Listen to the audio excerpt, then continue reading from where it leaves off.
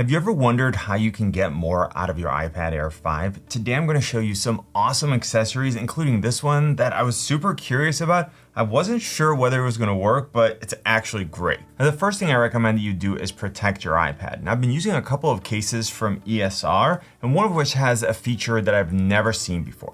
So the first case is this basic magnetic trifold. It's a great option if you want something that's low profile. It will protect your iPad. It offers different angles for different types of use, and it will secure the second generation Apple Pencil so that it doesn't get knocked off. Now, the second case is called the Rebound, and this is where things get a little more interesting. So it still has the trifold functionality and the strap that protects the Apple Pencil, but in addition to the front and the back being protected, there's a bumper that goes all the way around so that all the sides and the corners are protected. Now, the best part is that this protective frame is actually held in place by a magnet. So if you want to remove your iPad, you can just go ahead and take it out and you still have full protection of the sides, corners, and the camera module. You can also place it back on the case in portrait mode, and in general, this allows you to keep your iPad or put it down without having to worry about it getting damaged. And then ultimately, when it's time to sell your iPad Air 5 in the future, it's going to look brand new and you'll get more money for it. Now, if I want to use the iPad Air 5 as more of a laptop replacement, then I'm going to use a keyboard case. I try to read and answer as many of your comments as possible, and I can get so much more done by using a keyboard case than that on-screen keyboard. And the same is true if I'm replying to emails, if I'm working on my videos, or if I was in school and I was taking notes on the iPad Air 5. Now, one of the options that I use is the smaller Magic Keyboard from Apple. I love how it looks. It comes in black and white. It's very solid. You just snap the iPad to the back and it's already paired. And it's probably the best keyboard and trackpad on any keyboard case that I've tried. Now, the keyboard itself is backlit, which is great when you're working in the dark. There's a USB-C pass-through on the bottom left, which means that you can charge the iPad Air 5 without a wire hanging from the side. This also leaves the iPad Air 5 port free for some of the accessories that I'll talk about in a minute. I just bought this one for $240, and I'll put links in the description to all the products that I show you. Now, if you're looking for something a little more affordable, then you should check out the Logitech Folio Touch.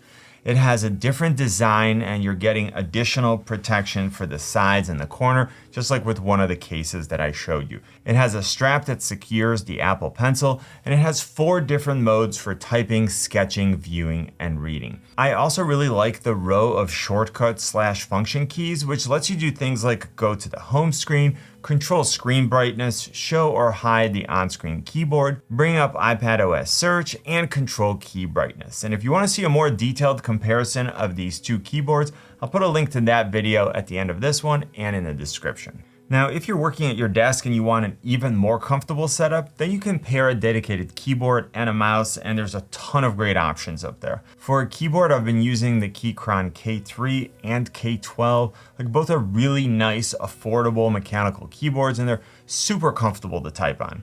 You can also choose what type of switch you get, so you have even more control over the feel and the sound. So it really comes down to whether I want a traditional key or a low profile one. Now, when it comes to a mouse, it's a tough choice between the Logitech MX Master 3 or the MX Anywhere. Both are absolutely fantastic, and they can each be paired with up to 3 devices, so I can just press the button on the back and then I can switch between my Mac, my MacBook, and my iPad Air 5. The MX Master 3 is the mouse that I have on my main workstation, but if I want something smaller or more portable, then I use the MX Anywhere. Now, if you need something that's even more portable, then you should check out the Pebble, which works great when you're on the go. Now, another accessory that's an absolute must for me is a stand, and I'm going to show you 3 different kinds that I use in different areas of the house. The first is this one. I use it on the kitchen counter or in my office. It's super solid, it's very stable. You can adjust the angle of the iPad, and you can use it for both landscape and portrait orientation. The next stand is what I take with me when I travel. It folds down to this extremely small footprint, and it's versatile enough to use with the iPad Air 5, a laptop, or a phone. This third one is one that I was super curious about, and once I tried it out, I found so many ways to use it. So it's essentially a clamp that you can mount almost anywhere, and then this flexible arm that lets you place the iPad in practically any position. Now, the clamp itself is extremely strong, and it opens wide enough to where I can mount it pretty much anywhere I've tried. The arm is flexible enough to where you can maneuver it, but then it's plenty strong to hold the iPad Air 5 in place once you set it. The holder itself is strong enough for both landscape and portrait modes, and it's a great choice when I'm following a recipe or if I'm watching a tutorial on how to set up or fix something, because I can easily place the iPad exactly where I want it. Now, if you watched my dedicated iPad Air 5 review, you saw that one of the opportunities for improvements was storage. You can get it with either 64 or 256 gigs of storage. And even though I have the 256 gig model, there are always times where I need more storage. If I want one of the most portable solutions, then I use the SanDisk Ultra Dual Drive. It's tiny and it has both USB Type-A and Type-C ports, so it's compatible with pretty much every device that I have, and I can easily use it to store and to transfer files. If I need more storage, then I'm gonna go ahead and use an external SSD. There's a ton of great options out there at various price points,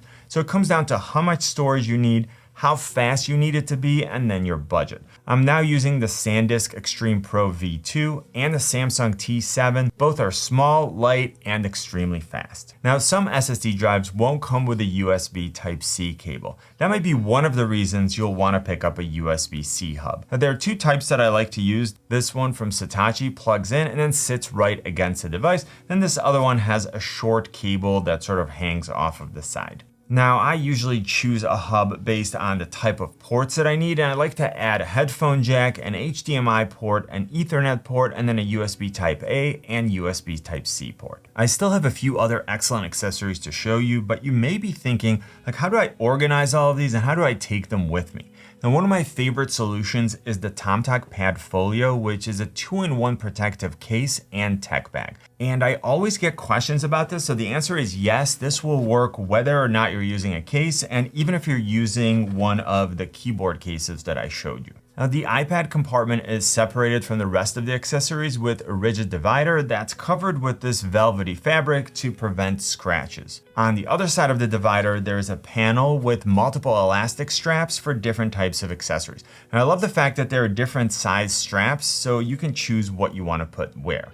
If you need even more room, the inside panel of the front cover has a large mesh compartment where you can store larger items. Now, the exterior of the Padfolio is a hard shell. It's wrapped in a water-repellent fabric to protect everything from spills, and it uses dual YKK zippers with really durable pulls. Personally, I love how this orange looks with the deeper blue of the iPad Air 5, and of course it comes in a ton of other colors if you're looking for something else. One thing that you know I'm always gonna have covered is a power source, because I never wanna worry about battery life. If I'm on the go, I usually grab this 20,000 milliamp hour 100 watt Basis Blade power bank. It has a ton of power. It has 2 USB-C ports, 2 USB-A ports. I love how thin it is, and with 100 watts, I can also very quickly charge my MacBook. Now, in situations where I don't need as much power and I want more portability, then I use this smaller Anker 10,000 milliamp hour power bank. If I'm in my office or the studio, then I choose between these two types of adapters. If I'm sitting right by a power outlet, then I go ahead and I use this one. And if I'm sitting far away from that, then I use this type, which plugs in and brings the ports closer to me so that I can use smaller cables. Now, whether you're watching movies, listening to music, or playing games, the iPad Air 5 comes with 2 speakers, one on each side. They're actually pretty good speakers for a tablet, but most of the time I don't want everyone else to have to listen to what I'm watching, so then I use headphones. My go-to headphones right now are the 3rd generation AirPods. At first, I didn't like that they were thicker than the original AirPods, but I quickly got used to them, and the audio quality is just so much better than the 1st and 2nd generation AirPods. Now, if I'm traveling or I'm going to be somewhere where it's going to be really noisy, then I'm probably gonna bring my AirPods Max with me. The sound quality and the noise cancellation is very good. I love the transparency mode, which lets me hear what's going on around me without having to take them off. And I like that they switch between devices, so as I move from my phone to my MacBook to my iPad Air 5, I don't have to manually connect them. Another accessory that I now use all the time is the 2nd generation Apple Pencil. It charges on the side of the iPad Air 5, so it's always ready to go, and I use it to sketch, to mark up PDFs, and to sign documents. It's something that at the beginning I didn't think was worth $130, but now that I use it, I can't imagine going back to not having it. Next, if you're going to use your iPad Air 5 for gaming, you may want to consider getting a controller. If you already have one from your Xbox or PlayStation, you should be able to pair it with your iPad Air 5 and play games from Apple Arcade or using the Xbox Game Pass app. Now you should see how the iPad Air 5 compares with the iPad Air 4. You know what I always say, buy it nice or buy it twice. Good luck and see you soon.